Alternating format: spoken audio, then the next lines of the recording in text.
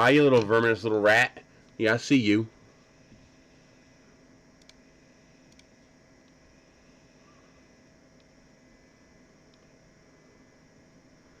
Okay, that should be working now. We should now be back to my normal configuration, but on this channel.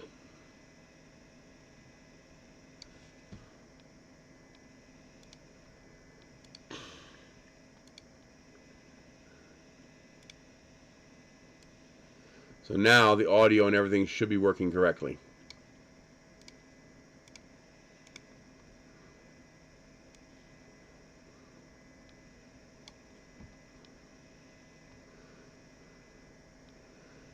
Wow, it's pushing 6,000 kilobits per second. I don't think we need that much bandwidth. Like, what the hell? Let's do video bitrate 2500.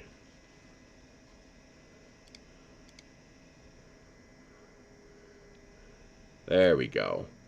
We don't need to be pushing 6,000K.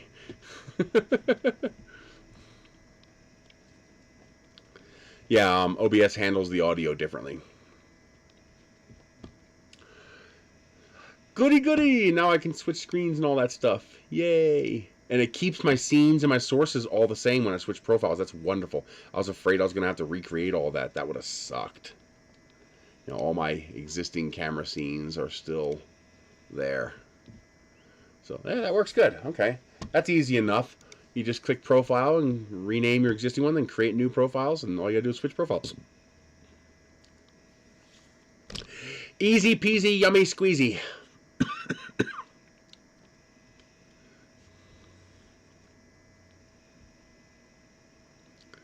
So that makes it super easy.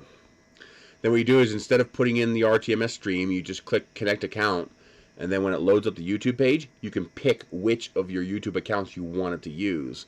And so I can have a different one, different profile for each account. Look at him just laying up there.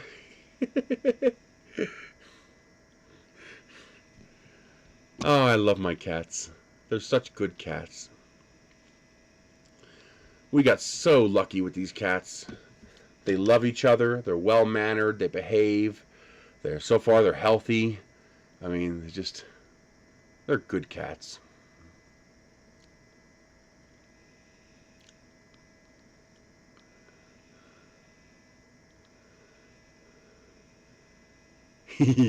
I'll pop in, but don't pick me as a winner. You know, remove me from the list. You know, I've got 170 printers and 700 kilograms of filament. I don't need to be taking a prize from somebody else who could actually use it. Unless it's like a tool changer. I'll take that.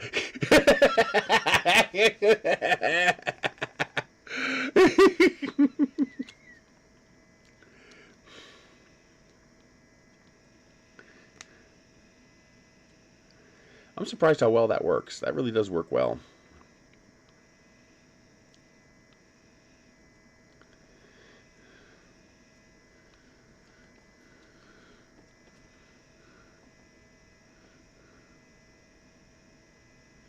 He loves sleeping with me at night. He'll sleep right next to my head. He'll just curl up right next to me. He's a good cat. Yeah, for real. It's like, you gotta send two, because I need one. You know, if someone offered. You know, it's like, I need two. One to give away, one to keep.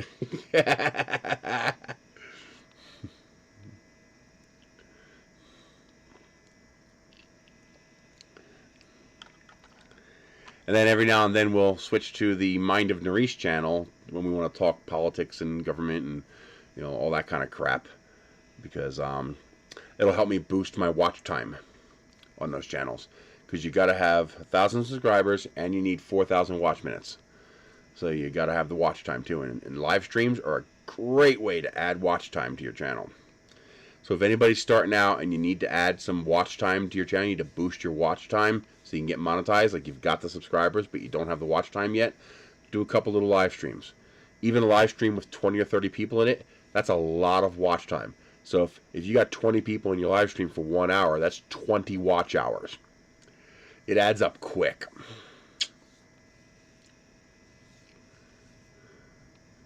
Hell, just have a live stream that of a printing. You know, just anybody who wants to chime in, they can just have it running in the background, and you'll just crank up those watch hours real quick.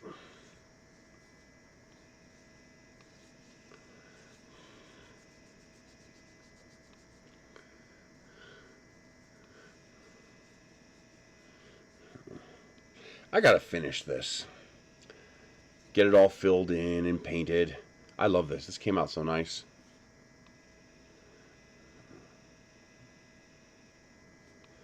Yeah, I gotta get it all sanded and all finished up. You guys recognize this? Especially you new guys. You guys remember where this came from?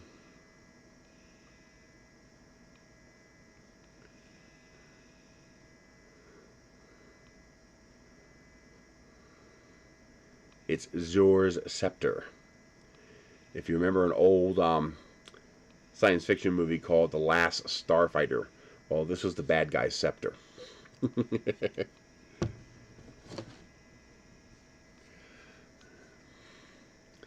I forgot I went down to 0.1 millimeter layer height, and I forgot to increase my number of top layers. So it didn't completely fill in. I should have increased the top layers to 6 instead of 3. I forgot.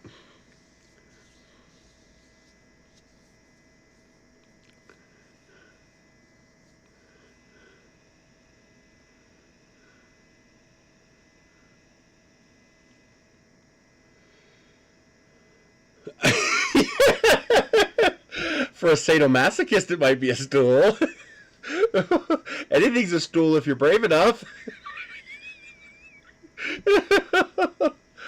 Oh my god. Well, I got the shelving built. I just got the 3-footer in, so I'll build that today. And I've already started putting all the food on the shelves. Got to organize it, and we finally got all the food from outside brought inside. One of the advantages of living in the desert like this is that as long as it's not in the sun, you can leave stuff outside for most of the year and nothing's going to happen to it. The downside is you tend to leave stuff outside, and when winter comes, that's bad because things tend to burst and when they freeze. And so I finally got that all brought in, except for the Mountain Dew Rise energy drinks. I still got to get them out of the trailer and bring them in because they'll freeze. We really like the Mountain Dew Rise, but it's expensive. So when they had a lightning sale on it on Amazon, where it was like $1.25 a can, or was it 75 cents a can? It might have been 75 cents a can. I think it came out to 75 cents a can. We bought a fuck ton. I bought the max, and then I sent money to Michelle's account and had her account buy the max. And it's like a treat. Every now and then we'll have one because we can't afford to go to the store and buy it. Too expensive, but it's really good. I especially like the strawberry melon. Oh, that's good. It's delicious. And it's low calorie, so I don't have to worry about sugar. I got a little bit of a fever, a little tiny bit. I can feel that little bit of warmth coming off my forehead. Probably from the booster shot that I got yesterday.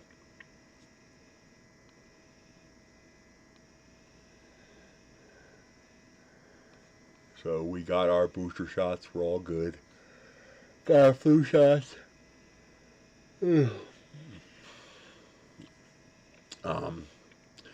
I got honey ham, little packets, name brand. What's the name brand? I forgot the name of it. But anyway, it's 4 ounces for 59 cents. So that's $2.36 a pound. Bought every single one. $2.36 a pound for decent lunch meat. I will take it.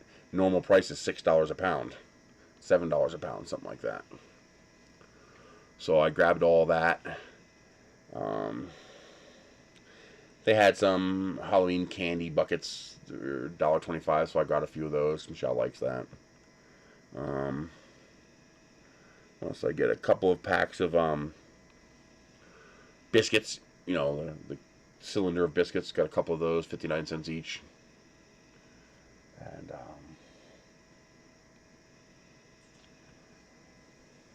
we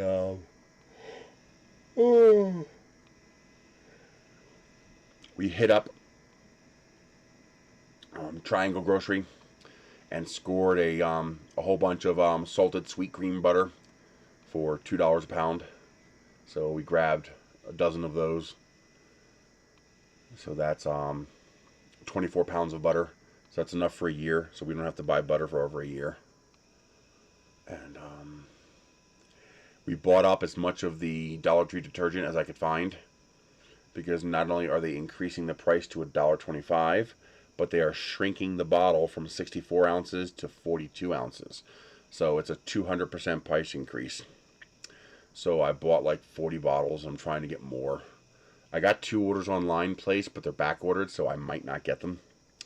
When we go to her doctor's appointment tomorrow in Albuquerque, we're going to hit up a couple of the Dollar Trees in town and see if they have any left. And if there's any left, I'm going to grab them. I've already got 50 cans of the Luncheon Loaf, the Spam. Sadly, it's the 7-ounce cans, not the 13-ounce cans. Those are long gone. But I grabbed the 7-ounce cans before the price goes up to $1.25. I've already got a few years worth of pasta at the $1.50 or $1 for 1.5 pounds, because they decreased it to 1.25 pounds, and now they're going to increase the price to 1.25 cents, which means they're probably going to shrink it again down to a pound.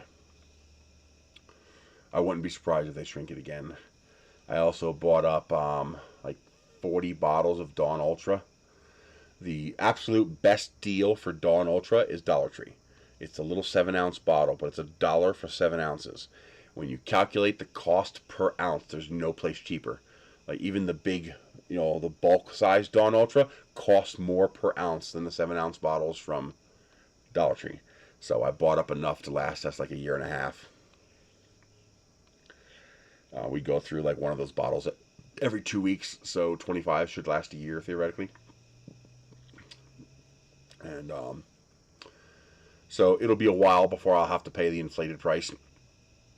So basically I'm spending money now to avoid paying the inflation price for the next year and a half or so. And hopefully a year and a half, 2 years is enough for the temper tantrums these companies are throwing to hopefully settle down. And now that Dollar Tree is increasing their prices so dramatically, I'm hoping that maybe competition will come into play. Like maybe somebody else will decide, okay, now it's worth starting a dollar type store, and maybe they'll probably have the same $1.25 price as Dollar Tree, but maybe they'll offer larger sizes. Because the problem is right now Dollar Tree doesn't have any competition, so they can pretty much do whatever they want. As long as they don't go over grocery store prices, they can pretty much do whatever they want. And that sucks. And I'm actually genuinely pissed off at them, because, they were genuinely a decent deal for a lot of people suffering and struggling right now. And now they're saying, fuck you. They're raising the price of their Luncheon Loaf 230%. They're raising the price of their laundry detergent 200%. And I wouldn't be surprised if they shrink the Dawn Ultra bottles. So that's probably going to be more than 125% price increase.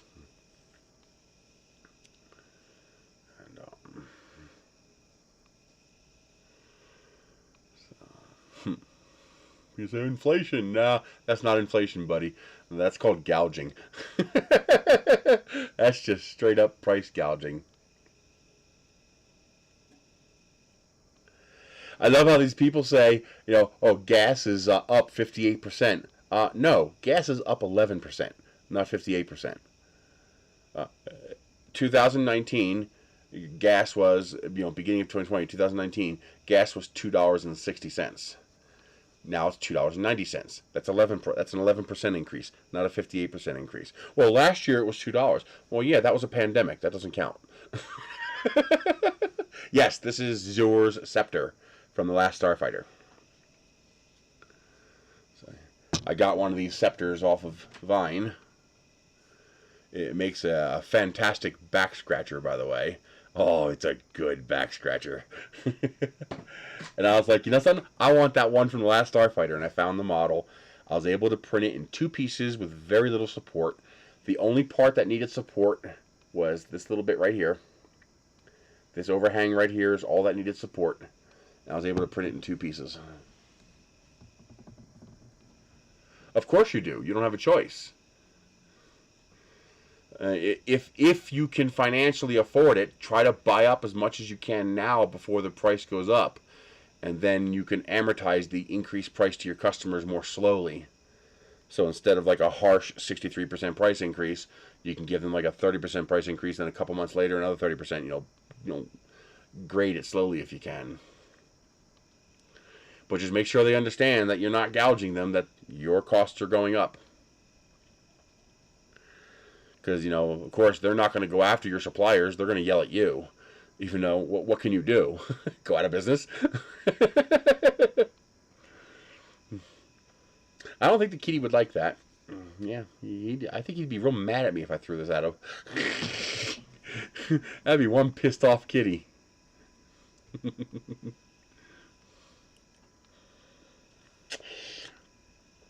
The Yeah, everybody's cash flow. My Amazon cash flow went from, you can actually see it. The month of the pandemic, you can see it. I'll show you. It's pretty amazing. Okay, now how do I see it? View. I think it's under here.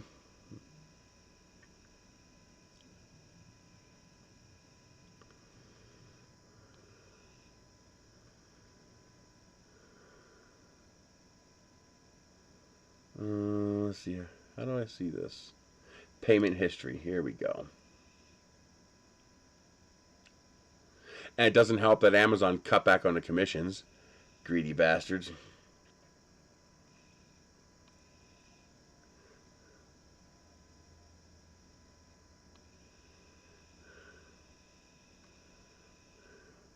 Now remember, there's a 3-month lag time in this data. So March shows up as June. So June is where you really need to start looking at things, going from June to July to August. So, because there's a 90-day delay plus the current month, so that's actually 120 days. There's a 120-day delay. So the money I make, that I get paid this month from Amazon, was money I earned almost 4 months ago. So there's like a 4-month lag time in the data here. Look at this shift. You can see 747, 865, 948, 590, 572, 617, 692. Then boom, 379, 276, 351, 216. It's like, ow! And since then, it's consistently around $200. 198, 157, 214, 274 was a pretty decent one. I think I just got that one. 155, 204. You can see it just dived and it's never come back. I can barely get to 300. So there's a 299, there's a 306, there's a 318. It's consistently around 200. Sometimes I'll hit 300. The drop is just dramatic. It's like, holy shit. Like if I was still making $600-700 from Amazon, I could afford to do the concrete. I can afford to save up and pay the guy to do the concrete. Now I make barely enough to pay the bills. Like I am like razor's edge right there. That's why I'm selling stuff to pay for other things, because I don't have no cash left. And, but yeah, that was pandemic. I thought I'd be safe because I'm online, right? Yeah, but my income depends on people spending, and if people spend less, I make less. So nobody has any money, so everybody's spending less. So yeah, that's kind of a nightmare. And now we're running into inflation. I just said that I got honey ham for $2.36 a pound, so I bought every pack they had. I got cereal for 49 cents a bag. I bought like 20 bags. I got a 5-pound bag of rice for $2.79. That's pretty damn good.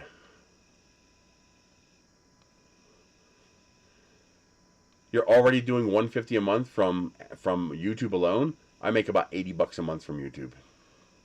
That's very good. I wonder if the payout rate in Canada is different than here. That's interesting. Good for you, man. Keep working it.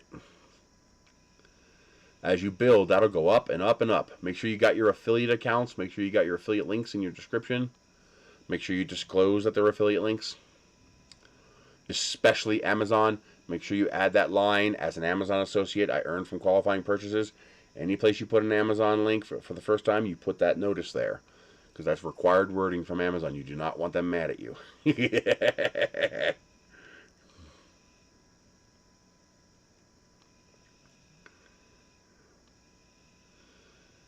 What else did I get? Food. Oh, Progresso soup was 99 cents again. So I bought 20 cans of the thick and hearty chicken noodle. And I bought 4 cans of tomato basil. So $87.50 less. No. You made, I don't know.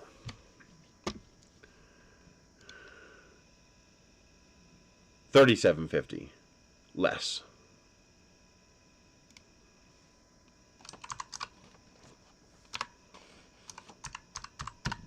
$111. So yeah, about 37 less. So yeah, not bad, man. Not bad. It's money. And as you get bigger, it grows. It grows fast.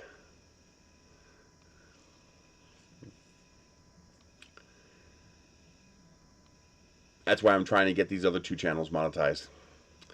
I need another 200 subscribers on this channel. I've got to start making more videos. I've been slacking off on the videos. And I still have that doctor's appointment on the 20th. Even though the wound is closed up, I'm still going to go. And we're going to have a talk about what we can do about the other problems I'm having. You know, inability to control my sleep. Being tired too often. It's very annoying. When I fall asleep, I'm fine.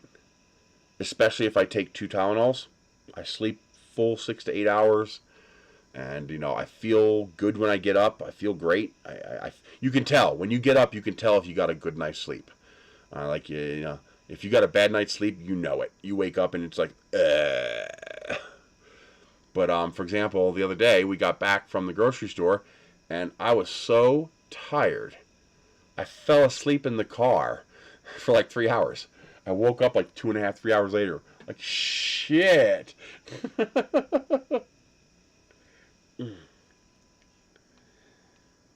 And it's like, I got a good night's sleep. I shouldn't have been tired. Well, why was I tired?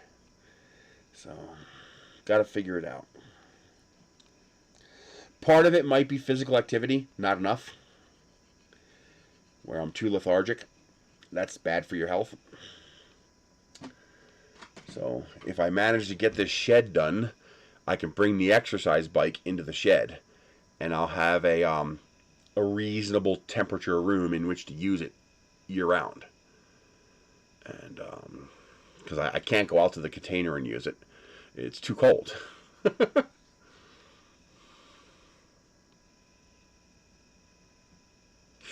Ouch. Yeah. An eye infection would freak me out because I only got one eye.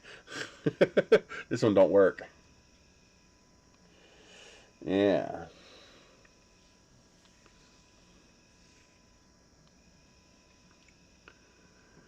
So I'm going to talk to the doctor, see if we can, you know, do whatever testing needs to be done, take whatever steps need to be taken to try to correct it. The problem is not sleeping. Once I fall asleep, I'm fine. I sleep well. I don't have any problems sleeping. The sleep is quality sleep. You know, I feel good when I wake up. The problem is getting to sleep. You know, there are times where, you know, I'll be up until 5 in the morning and I'm still not tired. Well, okay, no. I stand corrected. I'll be sitting here in this chair watching a video and I can't keep my goddamn eyes open. I'm falling asleep. And of course, you're not going to get any kind of good sleep sitting in a chair like this. So finally, I'll give up trying to watch a video or trying to get any work done, and I'll go to my bed, and I'm up for 5 hours. So I can't stay awake sitting here in the chair, but when I actually go to bed, I can't go to sleep. Well, that's good. Basically, when I was born blind, so I had no sight. And I don't remember any of this because I was a year old. My dad said they flew me all over the world and all over the country. I went to 17 different doctors, 17 different operations for them to try to fix my eyes. And he said on the 17th operation they were able to fix this eye, but they couldn't fix this eye. I don't even know what they did. Oh, I guarantee you it's a weight issue. Like, for example, that's why I take 2 Tylenols when I go to bed. I figured it out. What was happening is I was having aches and pains in the middle of the night, and those aches and pains would wake me up. And once I woke up, then I realized the aches and pains, and I couldn't get into a position that was comfortable to satisfy the aches and pains. So, for example, I can only sleep on my back. I can't sleep on my side because when I sleep on my side, I crush myself. I'm 450 pounds. My own weight crushes me. The problem is sleeping on my side alleviates the back pain. When I turn on my side, no back pain. When I go back on my back, I have back pain. But if I take 2 Tylenol before going to bed, that seems to be enough. And I have no issue sleeping. I sleep straight through the night and I wake up naturally. I usually end up naturally waking up about 7 o'clock in the morning. And so I know that's what was keeping me from getting a good night's sleep. And so I fixed that. So I get a good night's sleep now. But I have a problem going to sleep, where I will go to bed to go to sleep and I can't go to sleep. It's like, I don't know, I can't turn the switch off. Yeah, basically they were able to fix this eye, but the eye is actually fine. The USB cable didn't finish printing. So the optic nerve didn't finish forming between the brain and the eye.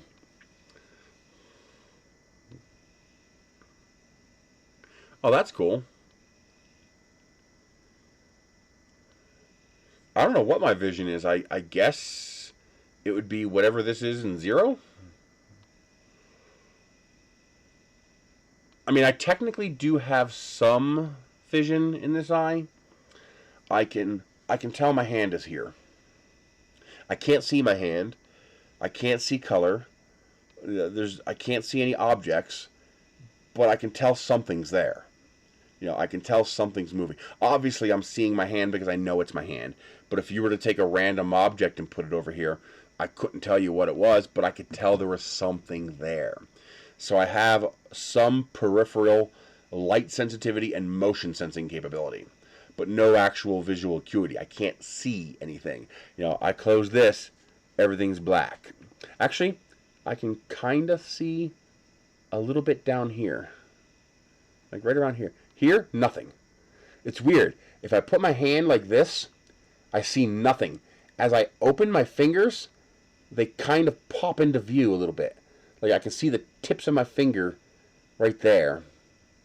And I can see the tip of my thumb over here. Actually, that's the first time I ever did that. That's kind of weird. It's like my hand is a black blob with little tips on it. So I have a very tiny bit of peripheral vision. You know. Oh yeah, it's nice because, you know, people are like, I thought you can't see out of that eye. I was like, I could still see motion, motherfucker. You can't sneak up on me. It's good. But there's no actual color. There's no image data. Like, the only reason I can tell it's my fingertips is because I know it's my hand. So your brain creates the data it needs. But if you were to take, you know, if I were to grab something at random and I couldn't tell what it was, I couldn't tell you what it was. So there's a little tiny bit of motion detection around the periphery right here. And does it change if I move my eye? I can't tell. Not enough acuity to tell. But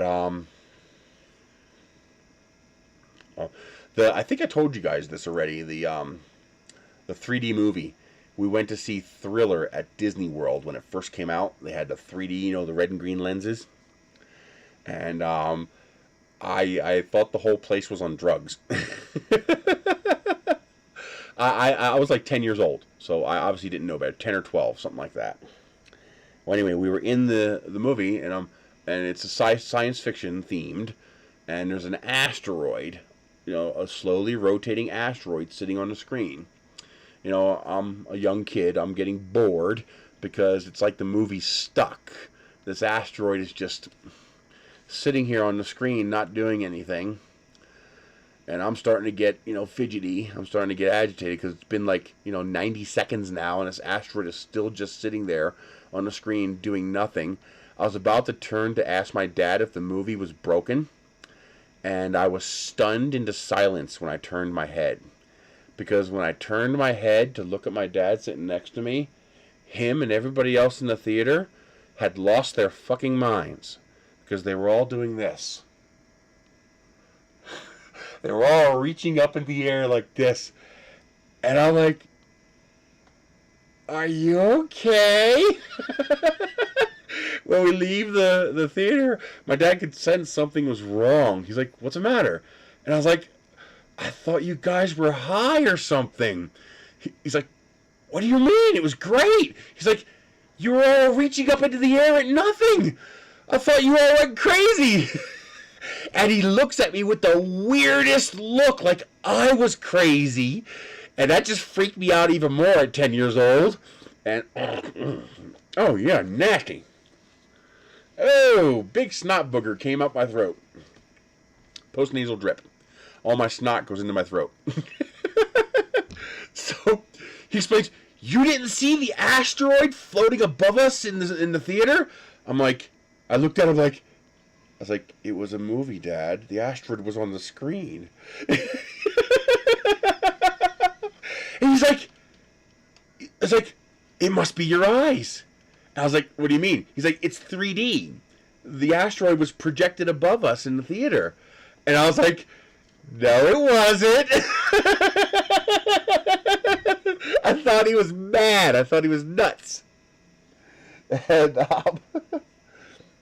it was funny as hell. That was good. That was fun.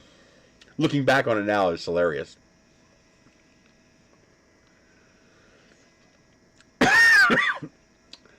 VR goggles should be okay. Just ignore the one side. You know, there's no VR goggles.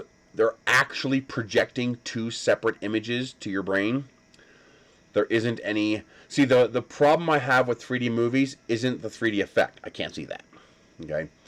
The problem I have with 3D movies is that the movie is blurry. It's a double image. Okay. So it used to be red-green lenses, but today it uses shifted polarization. So you have one vertically polarized and one horizontally polarized image. So the way it works is there are 3 pictures on the screen. 3. You have the movie. That's the color data. And then you have a like a black and white outline in polarized light that is slightly offset from the color image. And then you have a second polarized image that is slightly offset from the image. So basically it's a double image. It's like seeing double, okay? Because you're seeing the 2 different polarizations. Well, the reason 3D works is because each lens hides one of the polarized images from your eye. So it only allows one to pass through. So this eye sees one polarized image, this eye sees the other polarized image. Your brain internally puts those 2 images together into one single image. That's why you don't see double. You see one image in front of you. You don't see 2 TV screens. You see one TV screen, even though you're actually seeing 2 TV screens. Your brain puts those images together into one image. And the polarization offset tricks your brain into perceiving depth cues. So you now perceive depth and it appears 3-dimensional. So if you have a lazy eye, that creates a problem because your one eye will be out of sync with the other. It won't be refreshing as quickly. And like I know with helicopter pilots, that's actually a test they have to take, because if they have that problem, they can't be a pilot, because they have to be seeing the world with one eye and the IR image with the other eye. They have to be seeing two separate images, and that's how the driving test works too. At least in Pennsylvania, the eye test works by having two separate images that your brain puts together. Well, the problem is I have nothing to filter out that second image, so I can see the second image because it's not being filtered. So the whole movie looks like it's out of focus, which causes your brain to struggle trying to focus an image that can't be focused, and that gives you a headache. So yeah, I suffered through 3.5 hours of Avatar on an IMAX screen because that was the only way to see the extended version. It was worth it, but oh my god, the headache I had when that was over. That was a nightmare. That was at the Franklin Institute, where they have a hemispherical screen that surrounds you. And of course it was in 3D. So I had to suffer through that. Now, there is a way for me to get rid of the 3D effect. If I take the left lens out of the glasses and put that left lens in front of my right eye, so I'm now looking through both lenses, that erases the 3D double images, the polarized images. Now, and now I'm just seeing the actual film. But the problem is, having two polarized lenses over one eye is like wearing a really, really, really dark pair of sunglasses in a movie theater. And that gives me a headache, because my eye is trying to open up enough to bring in enough light, and it can't because the lenses are too dark. So I get a headache anyway. The blue-green that they used to use, remember they had the green lens and the blue and the red lens? Those were actually easier for me to deal with, because my brain would eventually just ignore the extra data. Like I'd be wearing the red one, which would filter out the red, but I could still see the green, and my brain would just throw away the green data. It would just ignore it, and it didn't bother me. I got no 3D, but I also didn't get a headache. The polarization, for whatever reason, my brain doesn't ignore that, so I get a nasty headache. Well, good 3D is shot in 3D, so they're actually shooting two images. But they can do it after the fact too.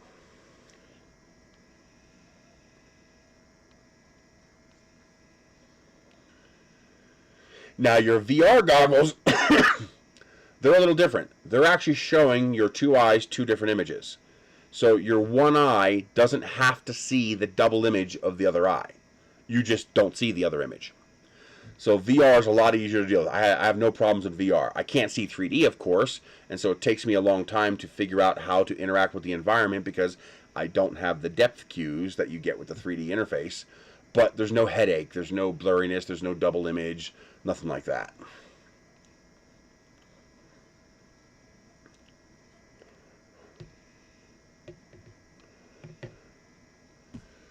But,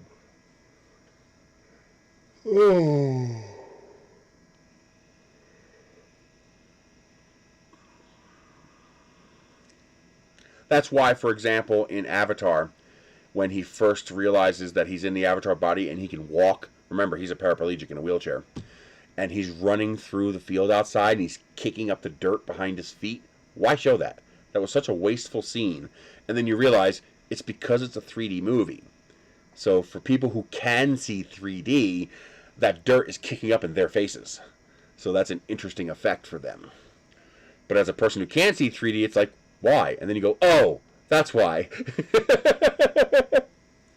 It makes more sense when you can see it.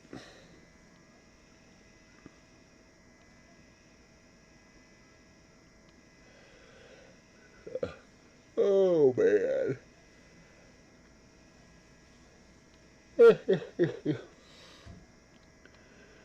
What else did I get? I got the cereal. I've started getting the cartons of milk from Dollar Tree. It's a little bit more than buying a gallon of milk, but it's shelf stable for over a year. So I can put a whole fuck ton of milk on the shelf and just leave it there. And that's nice because we tend to. The problem is it's worth it at $1, but it's not worth it at $1.25. So, because at $1 you're paying $4 for a gallon, but at $1.25 you're paying $5 for a gallon. That's a 66% price difference versus a 33% price difference. The 33% is worth it for the convenience. If you just factor in wastage when we don't use a full gallon and it goes bad, that 33% makes up the difference. But when it's a 66% difference, it's suddenly not worth it anymore.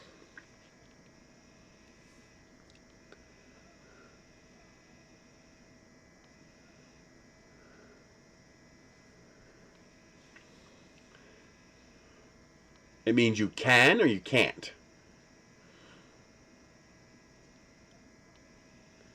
Because you said can be.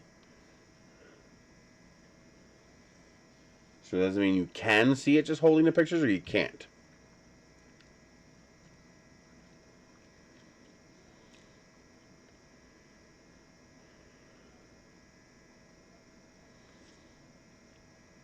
Cool. You've trained your brain to just do it. That's pretty neat.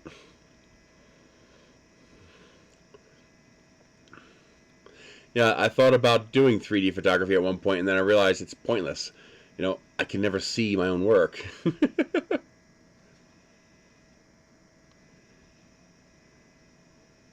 The hidden pictures, it's usually once your brain catches a piece of it, the rest of it clicks into place, and then you can't unsee it.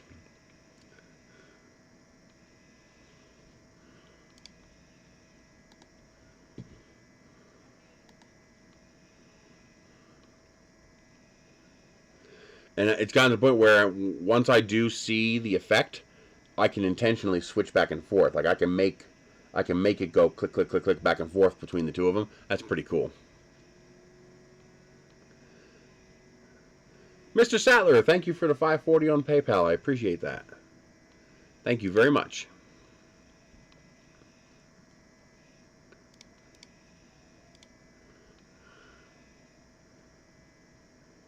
Hey, my Dollar Tree order arrived. That's good. I'll go pick that up today. So that would be the 36 bottles of Dawn and the 24 cans of Luncheon Loaf. So I now have 50 cans of Luncheon Loaf. Very cool.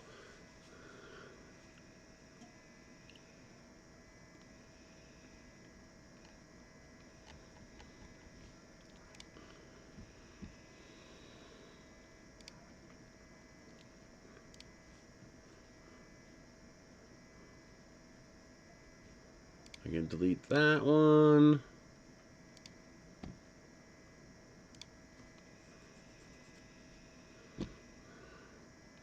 Yeah, I got the 5-in-1 IDEX Maker Pi P3 Pro printer. That's coming in.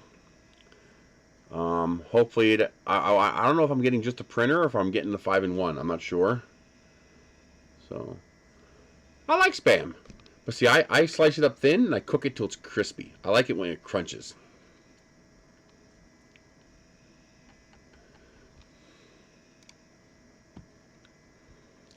Yeah, if it don't crunch, I don't want it. I don't like when it's soft. It's like, ugh, I don't want it soft. I am Groot. Spam itself is very expensive. Jesus. I mean, here, how much is Spam?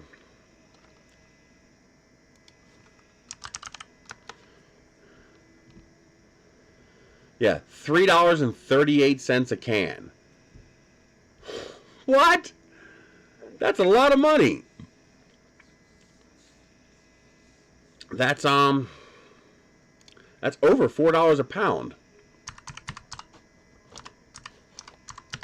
Yeah, it's $4.50 a pound. That's a lot of friggin' money.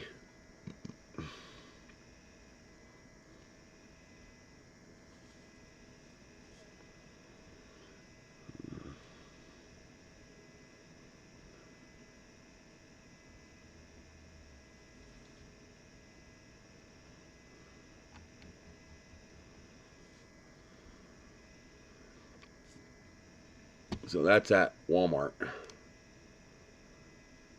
It's $3.38 for a 12-ounce can, so divide by 3 times 4 to get a pound. It's $4.50 a pound. So the ones I just got from Dollar Tree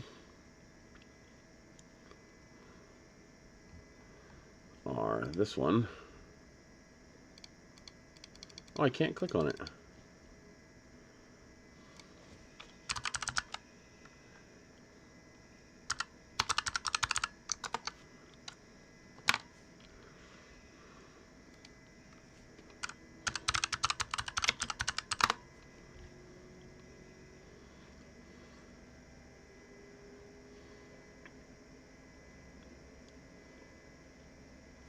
So that is this here luncheon loaf. It used to be a 13-ounce can, and sadly, before I realized they were going to shrink it, they ran out during the pandemic, so I never got a chance to stock up. Usually you can see the price change happening and you can grab up all the bigger ones before they go away. And so yeah, now they cost a hell of a lot more. But that's still a great deal. If you take 7 divided by 1, no, 1 divided by 7. That's 14.2 cents an ounce, which is a hell of a lot cheaper than the 28.2 cents an ounce for Spam. So if we times by 16, that's $2.28 a pound. So literally half the price of Spam. And but that's going to go up to $2.85 a pound.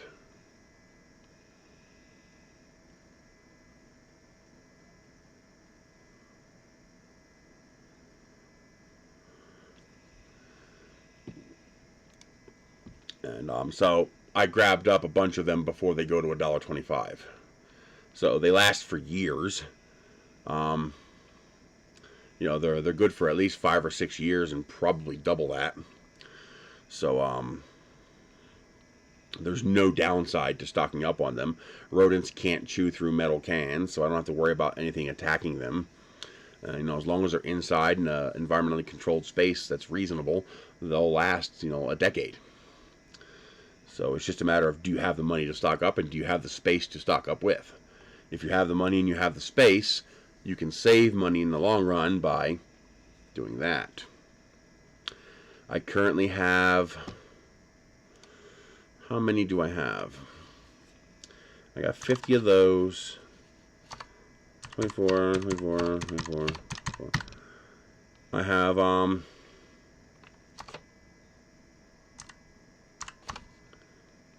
I currently have 170 cans of meat. Yeah, about 170 cans of meat. So 365 divided by 170, which means I can have, even with what I have right now, I have enough protein for a meal for us every 3rd day. You know, an actual meat protein. And so I'd like to double that.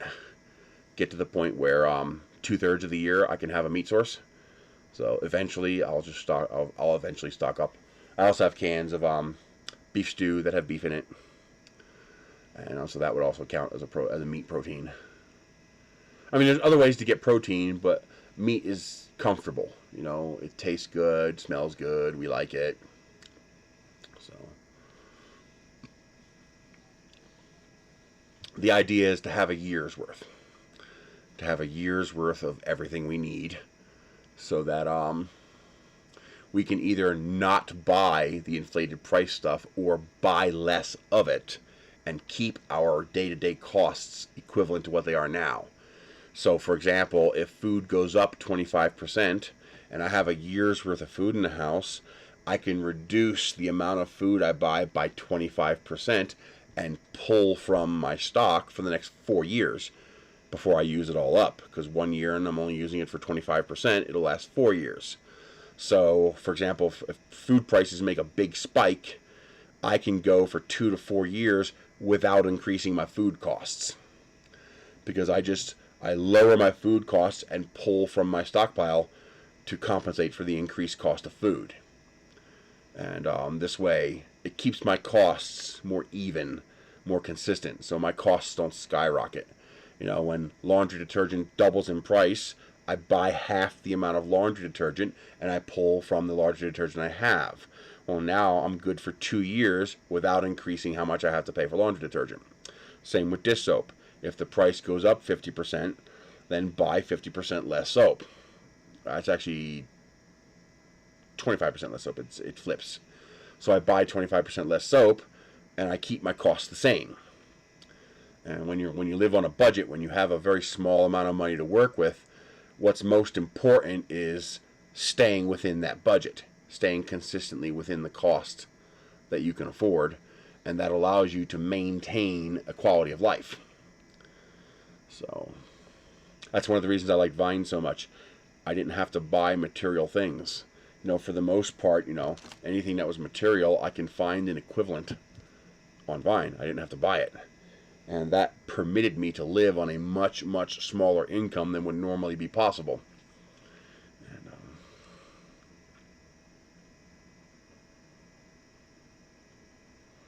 well, do you pay more for 1 liter of fuel?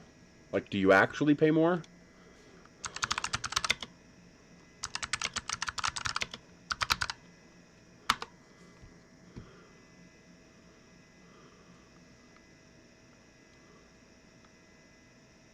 I don't care about last year. Year before, 2019. What did your gas cost in 2019?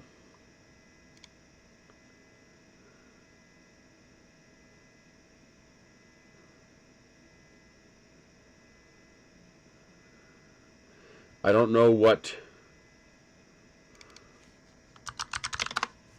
your gas prices were in, Germany. And also keep in mind, 75% of your fuel prices are taxes. It says right here that the equivalent you pay in Germany is $5.57 a gallon. But what year was that?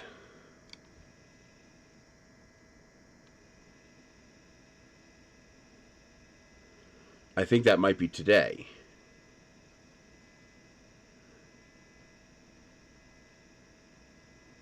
Oh no, that's 2005. I don't need 2005. Why the hell would you show me 2005?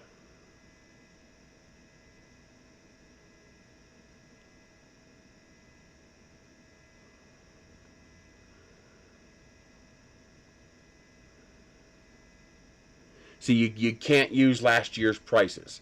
That's invalid data. That's like me giving you a coupon for that's like you going to buy, a can of Spam, and it's $4, and I give you a coupon for $2, and then next week you don't have the coupon. You go, why'd you double the price to $4? I didn't. You had a coupon last week. Okay, so pandemic prices were a coupon because we were all locked in our homes and nobody was driving. Okay, so that doesn't count. Gas prices in 2020 don't count. You compare gas price now to gas price in 2019. That's a fair comparison. So the average price of gas in the United States in 2019 was $2.60. The average price now is $2.90. That's an 11% increase. That's pretty much in line with inflation and recovering out of a pandemic.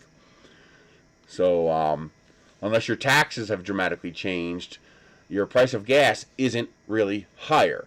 You just aren't getting a pandemic coupon anymore.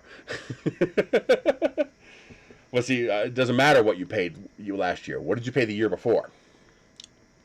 What did you pay in 2019? That's what matters. Last year, we all had a coupon. Well, the coupon's expired. We don't get the coupon anymore. So now we're back to regular prices.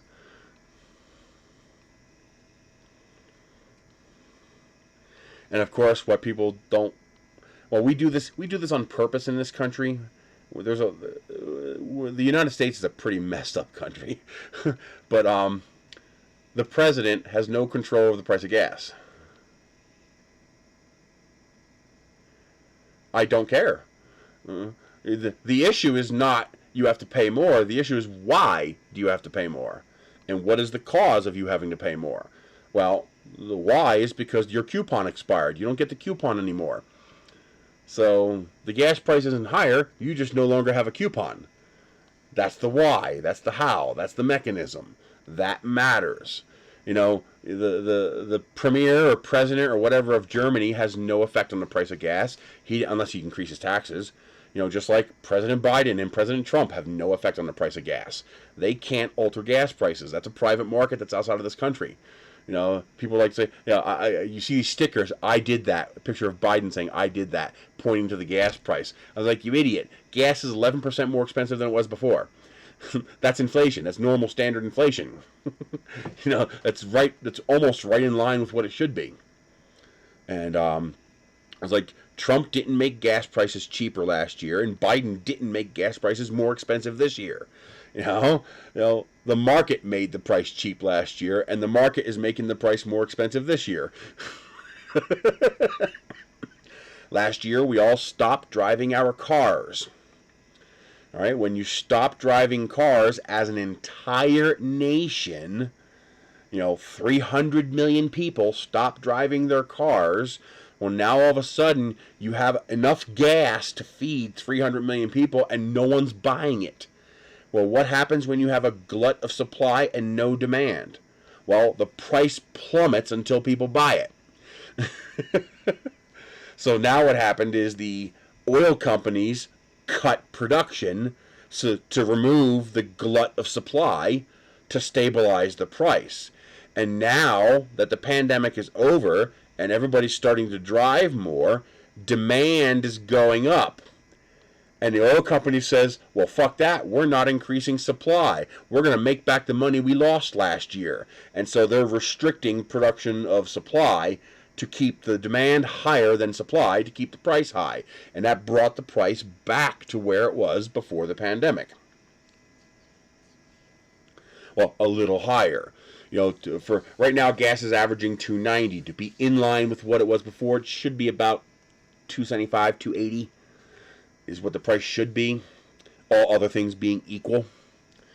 And so there's a little gouging going on there because they're restricting supply. That's why the president released 50 million barrels from the National Reserve to attempt to balance out the supply and demand. Well, the amount he released doesn't do anything.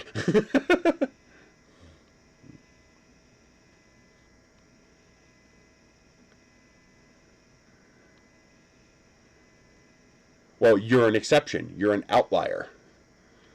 Meaning your situation was unique. The vast majority of the people in your country drove less. The vast majority of the people in the entire world drove less. In fact, we drove so much less last year that a little known clause in our car insurance contracts required the car insurance company to issue us refunds for our premiums because we were driving so much less that it triggered actions in the contract law for our insurance policies because it's based on risk. And if people are driving less, risk is less. So they actually had to issue refunds to customers for insurance premium policies because everybody was driving so much less. Yeah, it sucks. I mean, I would love it if we can keep $2 a gallon gas, but it's just not going to happen. That's why I got an electric car, so I can go fuck you every time I drive past the gas station. You know what else I did?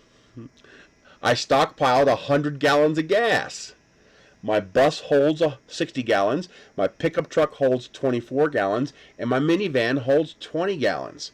So when those gas prices were, $1.84 a gallon, I filled up all three of those vehicles. So in a pinch, I've got 100 gallons of $1.80 gas. What, that how much of a refund you got? Holy shit, that's a lot. How much do you pay for insurance? Jesus. That's a lot of money. I pay like $1,100 a year. Thank God. That was one of the nice things about moving here is my insurance went down a lot. In Pennsylvania, I was paying $2,400 a year. That hurt. I was paying $200 a month for insurance. Now I'm only paying $100, and that helps. Although my house insurance is crazy, I got the bare minimum coverage for this house, and it was still over $900 a year. Whew.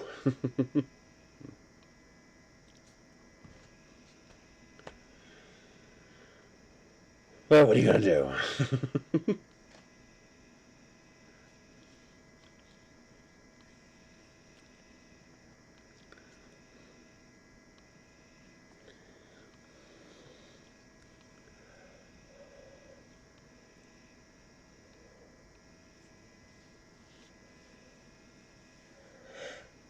Well, that's partially why you got 4 new cars. That means you have comp collision on 4 cars. So if I had comp collision on 4 cars, yeah, it'd be about $2,500 a month. So not that far off from what you're paying.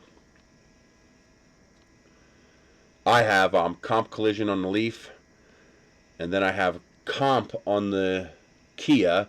So if it gets stolen, I'd get money for it. And then I have just liability on the pickup truck and the minivan.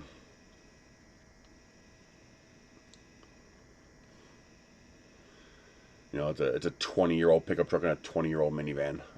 Liabilities, all that makes sense on a vehicle that old. Actually, I've got to go start and drive that pickup truck just to keep all the things lubricated and crap like that. I haven't driven it in almost a year. No, less than a year. Because I picked up the shelving and stuff in the summertime, so like 6 months ago. So I need to start it up and drive it, check the oil, maybe change the oil filter. I haven't changed the oil filter in 2 years. So there's no point in changing the oil unless there's water in the oil because I don't drive it enough. But changing the filter is good because the filter material goes bad. Maybe suck a couple quarts of oil out, put a couple quarts of fresh oil in. And the nice thing is living out here, it's very dry. So there's not a whole lot of water intrusion. So things don't get waterlogged and stuff like that. Gas doesn't phase separate as readily. So I got to start the bus too. I haven't started the bus in a year. So it's time to go out and start it, move it back and forth a little bit, lubricate the bearings.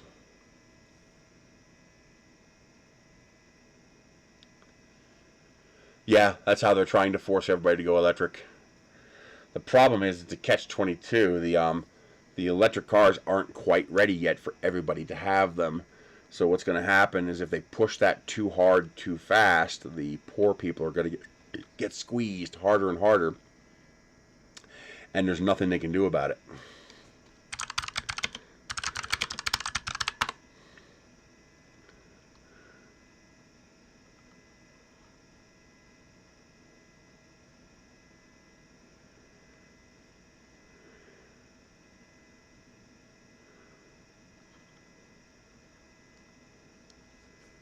What does this number mean?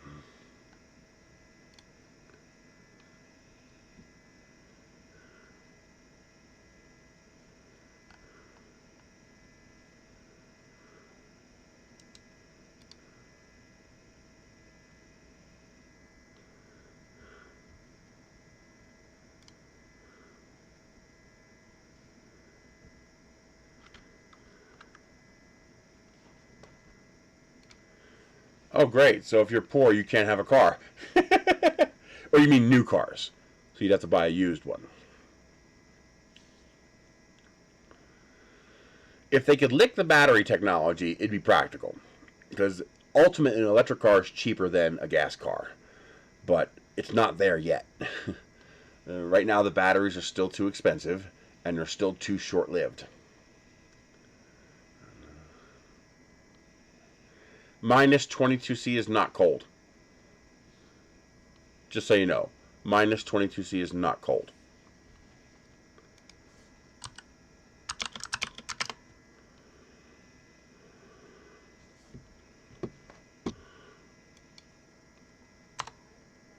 Yeah, you're not even 0 degrees. So, you are 0 degrees. Minus 22 is... Actually, that is pretty cold. I'm sorry. I was doing... I flipped that conversion. I thought it was plus 8 degrees. No, you're negative 7.6 Fahrenheit.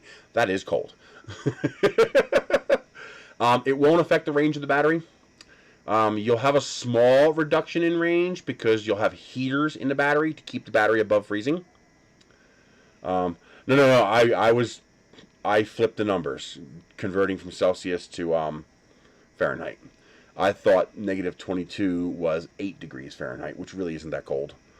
But you're talking more negative 8 degrees Fahrenheit. That's pretty cold. Let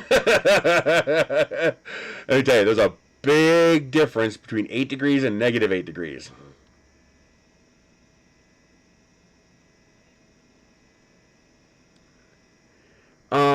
No, he can't. That's not how that works. You're talking about, can the president go thermonuclear and do something stupid that might affect gas prices? Yes. Will he? No. We're talking about what could happen, meaning what will happen, not you come up with a crazy freak scenario that's never going to happen. Okay, so that doesn't count. Your opinion is incorrect, Andy. Well, first of all, before I say that, it depends. You're going to have to define for me what you consider to be clean driving. Okay, so if you mean no pollution, then no, there's no such thing as clean driving. Your bicycle is dirtier than your car. I mean, think about how much more food you would have to eat to be able to generate the energy to ride a bike every day like you ride your car. Your body is like the least efficient way of converting that energy into physical motion. So if you mean clean as in does not pollute, it does not exist. So your point is irrelevant. You're making a point that has no relevance and has no meaning, and there's no reason to discuss it. That's like saying, the sun is going to go supernova in 5 million years. Who gives a fuck? Nothing's going to be here in 5 million years. Now, if you mean cleaner driving, meaning cleaner than a gas car, then absolutely, yes it is. Unequivocally, without any question whatsoever. It is orders of magnitude cleaner than a gas car.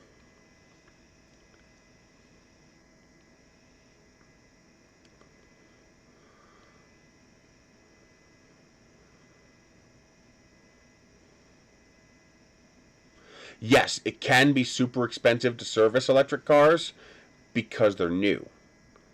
And they're all different and they're all unique. Which means you can't walk into AutoZone and buy an OBC for your car.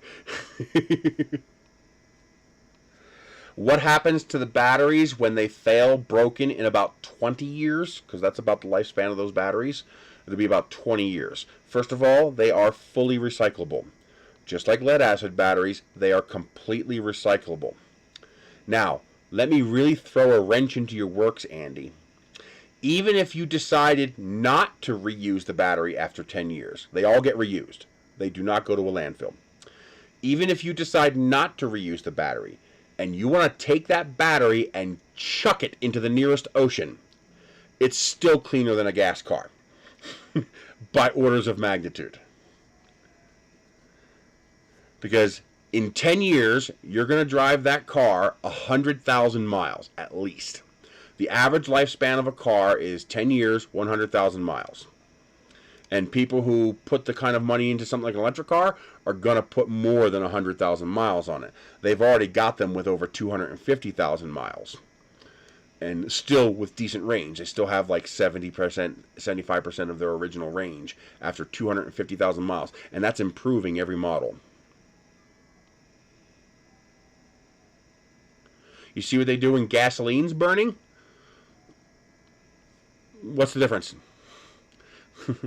What about the pollutions from generating all the gas you're going to burn, RG props? And let's consider power, okay? Power is what we call grid to wheels. So you take the power from the grid, and ultimately, eventually, you end up with power at your wheels moving the car. So to figure this out, we have something we call grid to wheels efficiency. Okay? The source of power doesn't matter because both are using the same source of power. Your gasoline car is using the coal power plant. Your electric car is using the coal power plant. If the gasoline car is using the hydroelectric power plant, then the electric car is using the hydroelectric power plant. They're both getting their power from the grid. So what matters is grid to wheels efficiency. Yes, but everybody loses that power on our grid. The gas people lose the same amount of power as the electric people because they're both using the grid. So you can ignore the grid. What we're looking at is grid to wheels. The grid to wheels efficiency of an electric car is 86 to 94%. That means for every 100 watts your power plant generates, 90 watts goes to actually turning your wheels. The grid to wheels efficiency of a hydrogen fuel cell car is 24%. Because where do you think all the power to get your gas comes from? This is something that's very hard for people to understand. And I shouldn't get nasty about it because I know it's hard for people to understand it. So I'm going to make a statement that is going to sound batshit insane to you. And then I'm going to explain that statement. And if you understand the explanation, you'll agree with me. Your gasoline car uses more electricity per mile than my electric car uses. I use 1 kilowatt hour of electricity to go 4.5 miles. Your car uses more than 4.5 kilowatt hours of electricity to go 1 mile. 4.5 miles. 4.5 miles.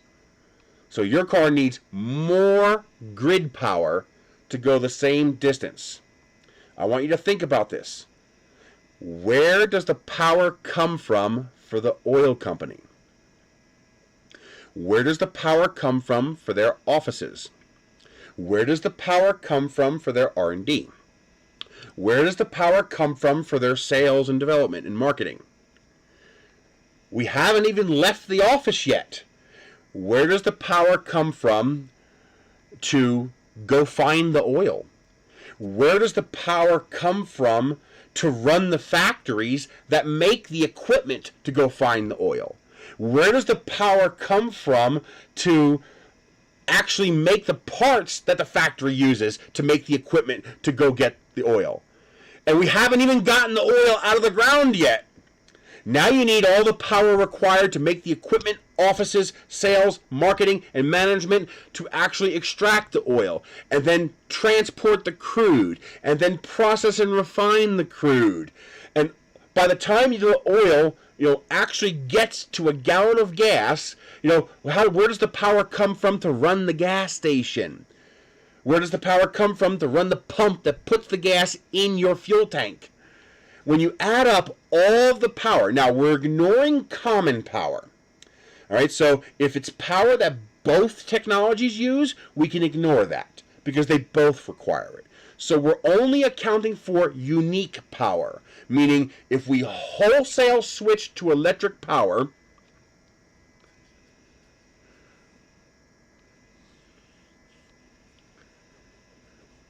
let's wholesale switch to electric power.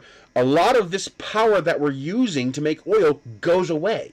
It doesn't exist anymore because that industry is only there to put gasoline in your car. All of that disappears. Now, we don't count the power the convenience store uses because your electric charging station is probably also going to have a convenience store for your convenience. So we're not going to count that power.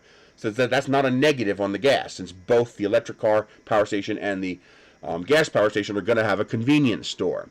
But when you add up all the power that it takes to get 1 gallon of gas from crude in the ground to in your gas tank, it's more power than my electric car uses. So you're already using more power than I am, and you haven't even turned on your engine yet. Now, you turn on your engine and burn that gasoline into the atmosphere. So you're using more power than the electric car does, plus you're burning the gasoline. The difference in pollution, efficiency, and conservation between electric cars and gas cars is so absolutely, utterly dramatic, it's almost science fiction sounding. It's like, how? How can it be that efficient? Because we are so used to how inefficient gas cars are. Because you see, in our society, what determines whether we do something is not efficiency. It's cost. The only time we care about efficiency is when it saves us cost. The only reason we buy, 50 mile per gallon hybrids is because gas is $5 a gallon in Germany. That's the only reason you buy. That's the only reason anybody makes a 50 mile per gallon hybrid.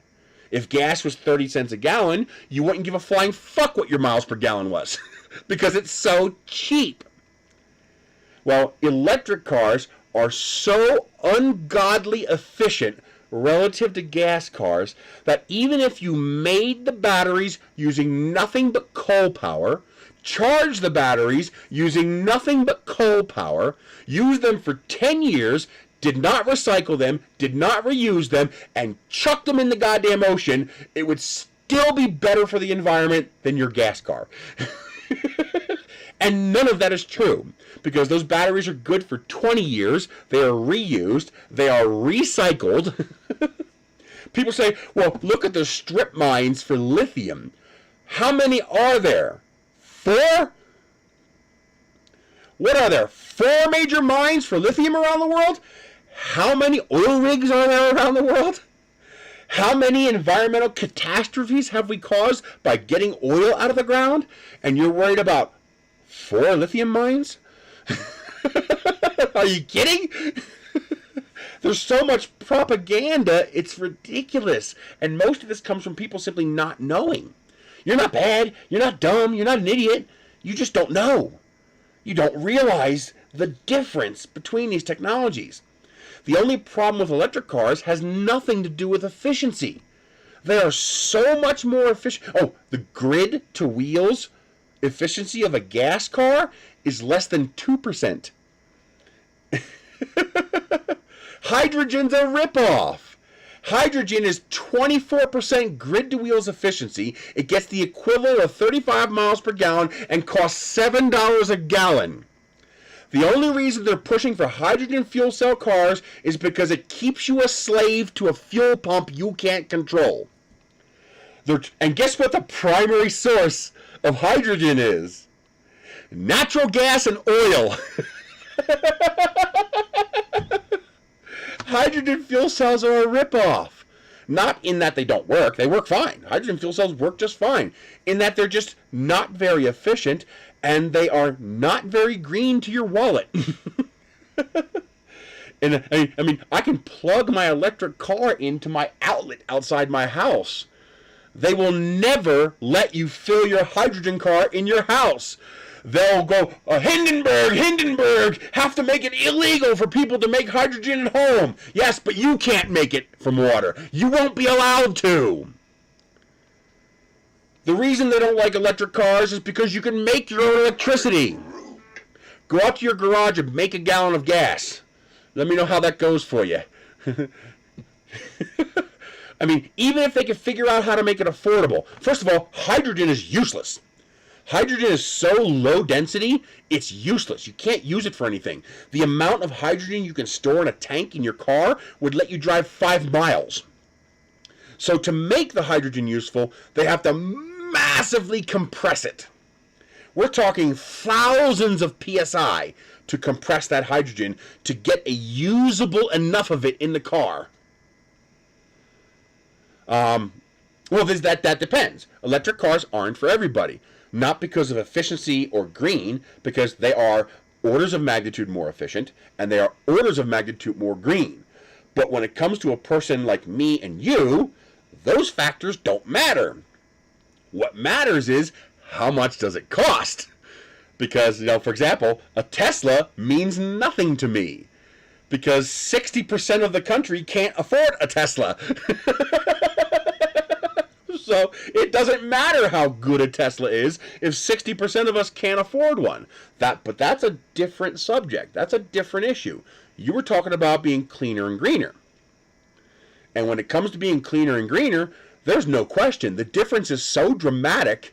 Like, the electric car is greener than the gas car before you've even burned a gallon of gas.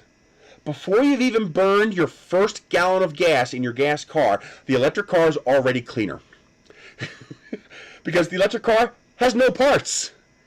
You're talking about taking your drivetrain in your gas car. That engine and that transmission have hundreds of moving parts that all have to be machined from raw materials and take petroleum products to keep those materials running. That's why you got to change the oil in your transmission and the oil in your brake system and the oil in your whatever other system you have in the car. All those hundreds of moving parts disappear. Do you know how many moving parts are in the drivetrain of my electric car? Not counting the parts that are common to both cars. So both cars have 4 wheels, both cars have 4 wheel bearings, and both cars have axle shaft stubs to allow the power to get to the wheel. So both cars have those. I'm talking about the rest of the moving parts. Your car has hundreds. Do you know how many moving parts my car has? 1. 1. An 80 kilowatt hour electric motor that you probably can't pick up on your own without help. I mean, now, everything fails. Okay, it's possible for you to buy I've seen people drive a brand new car off the lot and the engine blows up a mile down the road. So it's totally possible an electric motor can blow up. We're talking about averages, not exceptions. That motor will outlive you, and it will outlive your kids, and it will outlive their kids. Because the very nature of an 80 kilowatt hour motor is that it has to be built to withstand 80 kilowatt hours of power.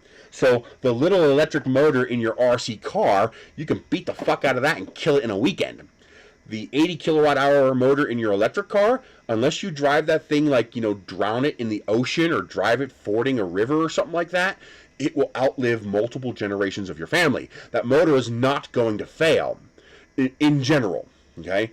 So I am taking a car that has hundreds of moving parts with thousands of dollars of required service over its lifespan, and I am reducing that to one single electric motor that's never going to fail and requires zero maintenance. But no, Andy, I do understand what you're saying. That's not what you were arguing earlier. You were arguing that it wasn't cleaner, that it wasn't clean. And that's what we're discussing. Now, if you wish to change the subject to something you were not talking about before, and you now wish to change the subject to how much range can I get and how much does it cost, then yes, that is a valid subject for us to discuss. And for a lot of people, they're not ready yet. Their cost is too high, the range is too low. Even the high-end Cybertruck is only going to go 500 miles on a charge. And that's not going to happen anytime soon. For an affordable car, we're still 5-10 years away from that even being an inkling in our eyes. It's just GM fucked us over. When GM killed the Ovonix nickel metal hydride battery 20 years ago, they set electric cars back 20 years. Yeah, the high-end model. You got to buy a high-end model. It's a $100,000 car. Most people can't afford a $100,000 house, not to speak of a $100,000 car. But that is nice, though. Oh, man. I would love to just take one for a test drive. Oh, just to experience that 0 to 60 one time. I don't even need to drive. I just want to be the passenger in one of those things. Just punch it. So, yes, for a lot of us, it's not there yet. And, the Lucid Air doesn't exist yet. So, when it's something that people can buy. But right now, okay, we have the range. They can put a 1,000-mile battery pack in a car easily. The problem is you can't afford it. It'd be $70,000 just for the battery. Charging is not a big deal. With the rapid charger network being built out, that's really not as big a deal as you think. Oh, that's amazing. But even a Model 3, 60% of the country can't afford one, and 60% of the country can't get the tax rebate. Well, that's again because of new technology. When the first gasoline cars came out, you couldn't repair one either. There were no parts stores, and every single one was unique. The average person in the United States drives 34 miles a day. That's the average, 34 miles a day. That means 150 million people would be perfectly okay with a 100-mile range electric car. Now, there is a proviso. Can you have a second car? So people say, well, what happens when you have to go further than your electric car can go? I tell them, I park the electric car and I start the Kia Soul. That's not a problem. The median per capita income in the country is $33,700. That means the cost of a Model 3 exceeds 100% of a year's salary for 50% of the entire country. Okay, on top of that, you can't even collect the $7,500 tax rebate, because in order to collect the $7,500 tax rebate, you have to owe the IRS $7,500 in base fit. In order to owe the IRS $7,500 in base fit, you got to make about $65,000 a year, and that's assuming you're not trying to collect any other tax credits, because otherwise that number goes even higher. So, hey Ronald, so the Model 3 is great, but the problem is, if Elon gave me a Model 3 for free, I'd probably sell it, because I can't afford to keep one. I can't afford the maintenance on a Model 3 if something were to break. Now, granted, the chance of something breaking is very small. There's not that many moving parts. But they're a brand new auto company with not a good quality track record. And if that car breaks out of warranty, I cannot afford to fix it. That's why my Leaf has a 7-year, 94,000-mile warranty. So I know I'm going to get at least 7 years without being bankrupted by a repair. So, that comes into play as well. No, not true. First of all, the law you're talking about doesn't exist. It's a proposed law that they would like to pass in the Build Back Better plan, which is probably never going to pass. As soon as the Democrats passed the infrastructure bill and stopped holding it hostage for the Build Back Better plan, the Build Back Better plan was dead on arrival. Republican Joe Manchin from West Virginia is going to kill the bill.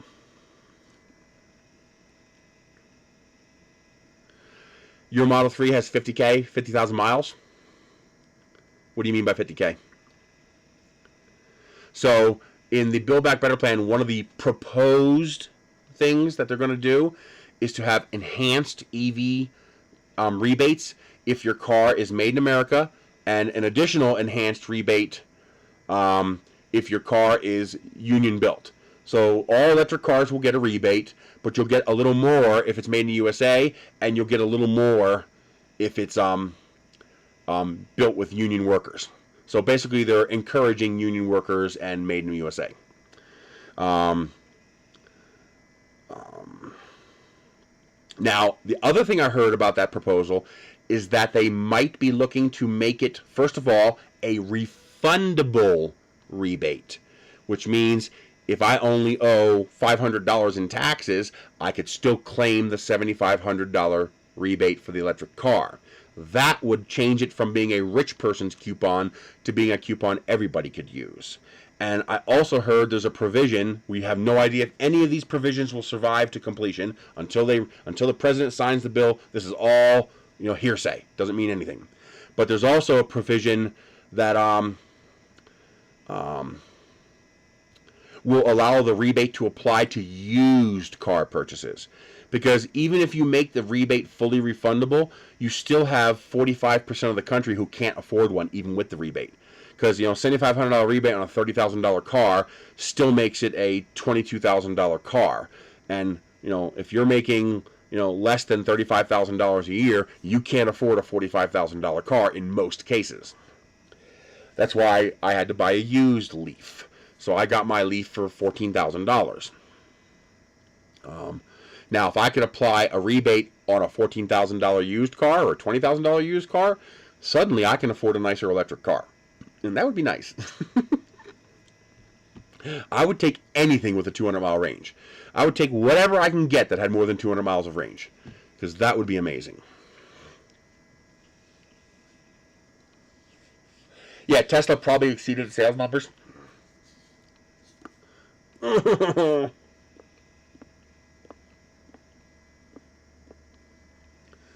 But point is, the current electric car rebate is a rich person's coupon, because only rich people can afford it. I mean, now, okay, when I buy a used car, I am gaining some advantages. Of course, rebates are wealth redistribution. That's the point. That's what government does. The whole point of government is to redistribute wealth. That's what government does. Whether it's Republican or Democrat, communist, socialist, whatever, that's what government does. It redistributes wealth. The trick is, we want them to do it in a way that benefits all of society, and not just the 1%. That's the trick. All government actions are wealth redistribution by definition. That's what government does. It's not stupid, it's what it is. It literally is what government is. What does your HOA do? It collects fees to use it to do things. It's redistributing wealth. When you pay into insurance, what are they doing? They're redistributing wealth. Everybody pays into insurance, and it gets redistributed to whoever needs it. That's what insurance is. Government is redistribution of wealth. So, stop saying it. Stop mentioning it. It's not a big deal. It's an irrelevant topic point, and you're not making any points by saying it. Because you're literally, it's like saying an apple is red. The sky is blue. The sun is hot. No shit, Sherlock. Okay? Governments redistribute wealth. No shit, Sherlock. That's what governments do. So the question is not, governments redistributing wealth. Idiot. Of course they are. Not you. I'm not saying you're an idiot. I'm being facetious. The issue is how, what, and why. That's the point. The whole point is how, what, and why. All right? Do you know what it costs to pave my road in front of my house? I got a dirt road, and let me tell you, that dirt road actually costs me a lot of money. It tears up tires, dust gets all over everything. It's not good for breathing. I run household filters because of all the dust. I live on a dirt road, okay, in the desert. So I figured, okay, they're not going to pave my road. So what would it cost me to pave my road myself? Maybe all of us neighbors could chip in a couple $1,000 and we can get our road paved. You know, get the city to sign off on it. We'll pay for it. And we'll get the road. Yeah, $1.5 million. I was like, holy shit! $1.5 million? Yeah, we ain't doing that. We got like, what, 20 neighbors? Even if we can get them all to chip in. Yeah, that ain't happening. What would that be per neighbor? How many neighbors do I have? Yeah, I quickly dropped that idea. I didn't realize how much it cost. So, Pinion Road has 1, 2, 3, 4, 5, 6, 7, 8, 9, 10, 11, 12, 13, 14, 15, 16, 17, 18, 19, 20, 21, 22, 23, 24, 28. There's 29 lots, and I know at least 6 of them are unoccupied. So that's 7, 8, 9. That's 23 theoretically. I think we have 23 occupied homes. So $1.5 million divided by 23 is $65,217 each. And now you know why we use taxes to pave roads. Now you know why. So, what if we didn't get paved road? What if we just got asphalt millings? I think I figured it out at 20 times 20,000. Yeah. He said it was a little under $500,000. If we were to get asphalt millings, so not even paved, just millings, which means it would require maintenance every now and then. Like a lot of maintenance, not like more than just like an asphalt road would require. It's $400,000. That's $20,000 each of us. Most of the people on this road don't make that in a year. So that's the point of government. That's what government does. Government redistributes wealth. Well, it just would have been nice, because I'm only 3/4 of a mile from a paved road. So if we can get this 1.5 miles of road paved, I would never have to drive on dirt roads on my day-to-day driving. And that would dramatically help with, I'm tearing up tires like no business. I mean, Jesus. I'm tearing up tires almost as fast as I tore up tires delivering pizza. So I got to get new tires like 3 times a year. I'm replacing a tire every couple months. And you should see the surface of the tire. The rough road, the gravel just tears chunks out of it. It's crazy. And, oh, that's because I don't drive it. I was like, the pickup truck handles a lot better, but I drive it like 3 times a year. So that's why it handles it better. But, yeah, this kind of stuff is expensive.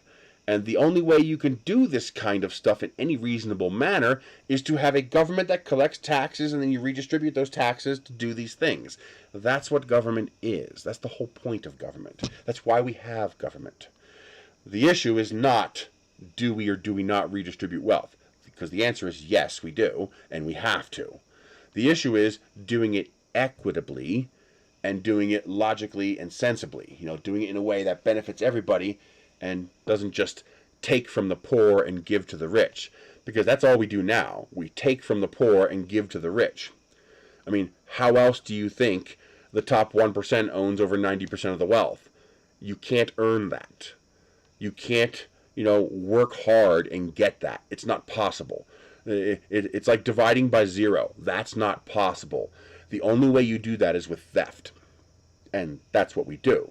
We steal from the poor and give to the rich. You say, well, wait a minute, they're poor. How can they afford it? Because there's 300 million of them. Even if you only get a couple dollars from each one, that's $1 billion. Okay?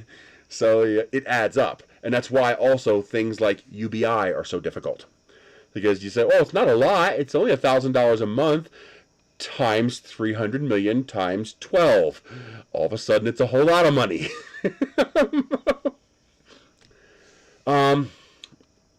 Actually, no. It's even more sinister than that, RG. Maybe that's the way it works in your country. I don't remember where you said you were. I think it was Andy who was in Germany. I don't know where you are. Maybe in other countries that's how it works, but here, not really. Our government steals our money, gives it to the top 1%, and then the top 1% pays a grift to the government. I mean, here. Let's see.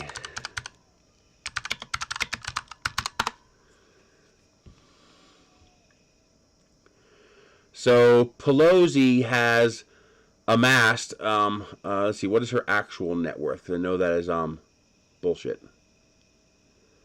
Okay, so Pelosi has amassed a net worth of somewhere between $100 and $190 million, or $196 million. I think the $196 million is bullshit, so let's call it $100 million. Okay? Now, Pelosi has been in office